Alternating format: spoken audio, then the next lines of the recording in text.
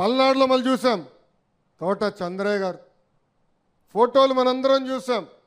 ఆనాడు వైకాపా నాయకులు చంద్రయ్య మెడపై కత్తి పెట్టి చెప్పండి అని చెప్తే లేదు జై తెలుగుదేశం జై చంద్రబాబు నాయుడు అని చెప్తే ఏకంగా కత్తి పెట్టి మెడగొస్తారు.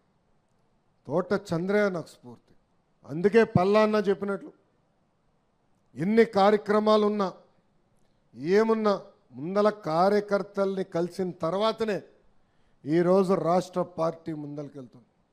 మీరందరూ ఒక్క పిలుపు మేరకు ఆనాడు చంద్రబాబు నాయుడు గారి నిర్ణయం మేరకు మీరు నిలబడి పోరాడి ఇక్కడ తెలుగుదేశం పార్టీని గెలిపించారు. ఆనాడు ఇక్కడున్న దీపక్ అన్న మీ దగ్గర ఉన్నారు, మీకు అండగా నిలబడ్డారు. మనందరం కలిసికట్టుగా పనిచేసుకున్నామే. బూత్ దగ్గర నుంచి రాష్ట్ర స్థాయి వరకు ఒక మాట మీద నిలబడం కనుకనే భారతదేశ చరిత్రలో ఎప్పుడు లేని విధంగా 94% సీట్లు మనం కైవసం చేసుకున్నాం. ఎన్నికలు అయిన తర్వాత మన సభ్యత్వ కార్యక్రమం చేసుకున్నాం.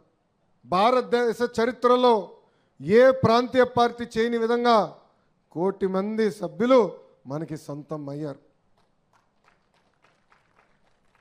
సభ్యత్వం చేసుకున్నాం. ఇప్పుడు కొత్తగా కమిటీలు ఏర్పాటు చేసుకుంటున్నాం. కుటుంబ సాధికార సారథి కానివ్వండి, క్లస్టర్ యూనిట్ బూత్ కమిటీలు ఏర్పాటు చేసుకుని ముందరికి వెళ్ళాల్సిన అవసరం ఉంది. వేదికమైన ఉన్న అబ్జర్వర్స్ ఆధ్వర్యంలో ఆ కమిటీలు ఏర్పాటు చేస్తాం. ఎవరికి ఎలాంటి సందేహాలు అవసరం లేదు. కమిటీలు కేవలం ప్రతిపాదన మాత్రమే. ప్రతిపాదన తర్వాత వాట్సాప్ ద్వారా తెలుగుదేశం పార్టీ కార్యకర్తలకు అంటే ఎవరైతే సభ్యత్వం తీసుకున్నారో వాళ్ళకి మెసేజ్ వెళ్తుంది. వీళ్ళు మీకు కావాలా వద్దా అని వాళ్ళే నిర్ణయించుకుంటారు. ఒక పారదర్శకంగా ఈరోజు మనం అందరం కమిటీలు వేసుకుని ముందరికెళ్తాం జరుగుతుంది. అంతేకాకుండా మన ప్రభుత్వం వచ్చిన 10 నెలల్లో అనేక సంక్షేమ కార్యక్రమాలు చేశాం. అభివృద్ధి కార్యక్రమాలు ముందలు తీసుకెళ్తున్నాం. ఇది మనందరం మాట్లాడాలి. భారతదేశంలో ఎక్కడ 4,000 రూపాయలు పెన్షన్ ఇవ్వట్లేదు, ఎక్కడ ఇవ్వట్లేదు, కేవలం ఒక్క ఆంధ్ర రాష్ట్రంలో. వికలాంగులకి ఎక్కడ 6,000 రూపాయలు ఇవ్వట్లేదు, ఒక ఆంధ్ర రాష్ట్రంలోనే.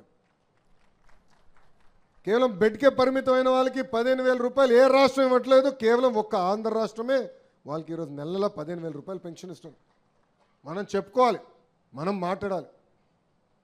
మన కార్యకర్తలు ఒక చర్చ నడుస్తుంది. నాకు తెలుసు, చాలామందిని కలిసారు. అనా గతంలో మన అర్హులైనా మన వాళ్ళకి ఇవ్వలేదు పెన్షన్, అది ఏదోటి మీరు చేయాలని కోరటం జరిగింది. అది ఇప్పుడు మే జూన్ మాసంలో పూర్తి చేస్తాం. జూలై మాసం నుంచి అర్హులందరికీ పెన్షన్లు ఇచ్చే బాధ్యత మన ప్రభుత్వం తీసుకుంటుందని ఈ సభాముఖం మీకు తెలుపుతున్నాం. కొత్త రేషన్ కార్డులు కూడా ఇవ్వాలి.